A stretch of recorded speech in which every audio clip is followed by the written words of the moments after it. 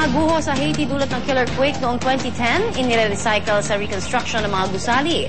Tuluyan ang dinidemolish ang mga infrastruktura na lubhang napinsala at hindi na magagawa pa.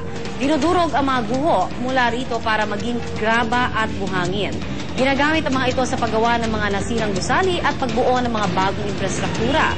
Sa ngayon, ilang kalsada, tirahan at isang cholera treatment center na ang nabuo mula sa mga nirecycle na guho. Mga survivor naman ng matinding baha sa Queensland, Australia, naging emosyonal sa church service kahapon. Hindi napigilan ng ilang residente na mapaiyak sa church service na idinaos sa isang kainan sa bayan ng Murphys Creek. 27 na ang namamatay sa 3 linggong pagbaha. Patuloy naman ang search and rescue operations para sa 14 na nawawala. Samantala, sinimula na ang cleanup operations sa ilang bahagi ng Queensland tulad ng Brisbane.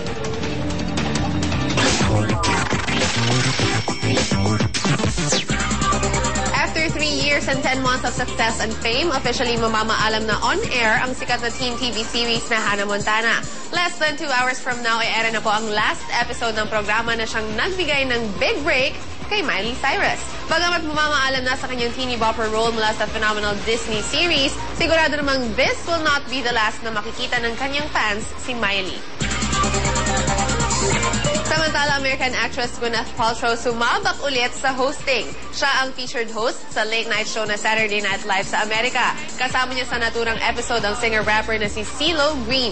Ito na ang third time ni Gwyneth sa long-time running show na nagsimula pa noong 1975. At bagamat hindi first time sa programa, may little bit of pressure ang episode na ito dahil sa mataas na ratings na nakuha from last week's episode with Jim Carrey.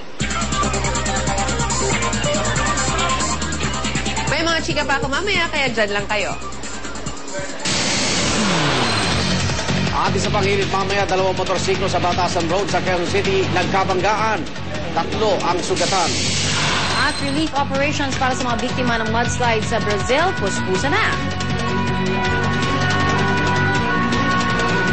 Okay, kainan na, kaya narito na naman si Len. Siyempre, pagkainin ako dapat yun. At siyempre, ngayong umaga po, ihahain natin literal na ginintuan sa harap. Dahil meron pong ginto sa pagkain na to. Yan, mga nakaklinic, mga records. At may po ng balitang yan, makausap natin si Agriculture Secretary Proceso Alcala. Secretary Alcala, good morning. Magandang umaga po, Ma'am Rhea. Magandang umaga po sa tagapakinig. Yeah, Secretary, ano nga ho ba ang problema? Bakit kulang po ang produksyon ng palay sa Pilipinas?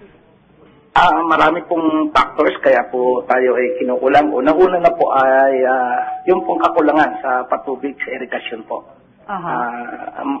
Yung pong quality ng seeds na nagagamit ng majority ng ating mga magsasaka ay kulang po sa kalidad. Yung pong post-harvest facilities, may kakulangan po tayo sa post-harvest facilities at nagkakaroon po ng kawalan dahilan po sa kakulangan sa post-harvest. Sabihin na lang po natin sa patuyuan, yung po number 1. Kakulangan po doon. Yung mga... yes, sir. Yes, ma'am po. Yes, Secretary, yung mga supposedly inani ho nung October, November nung isang taon, hindi ho ba naging sapat yon? Marami ho bang nasira? Una-una po, yung pong ating, yung pong ani natin nung nakaraang taon, kaya po tayo kinulang, ay dumaan po tayo sa tagtuyot kung natatandaan nyo po. So malaki na, sobra pong laki ng pinsala na naibigay niyan at sana nga po ay halos magsisiro kami ng or mag-counting positive growth pa po kami. Kaya lang po biglang hinagupit po yung Central Luzon at saka po yung Cagayan Valley. Kaya po mukhang sa general po ay mangangailangan po tayo ng kaunti po. Pero for sure po, hindi po tayo malalaki ang ahangkating po sa kasakali.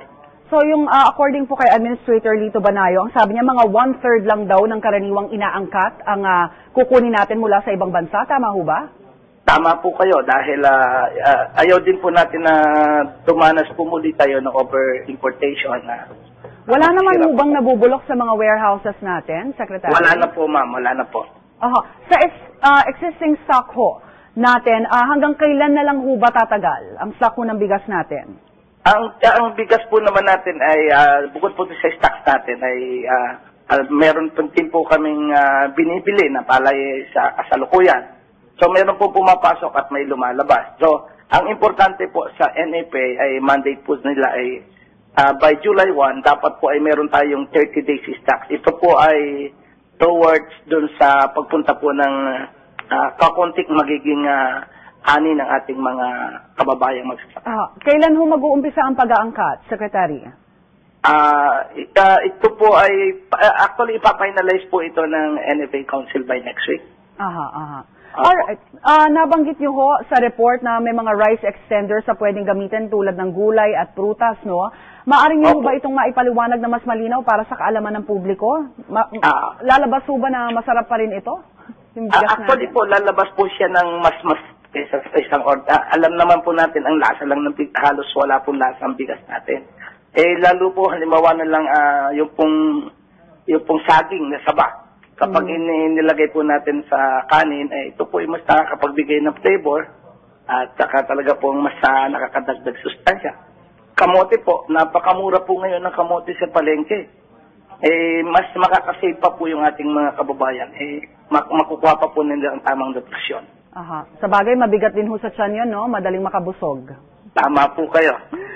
Alright, mensahe na lang po sa ating pong mga kababayan.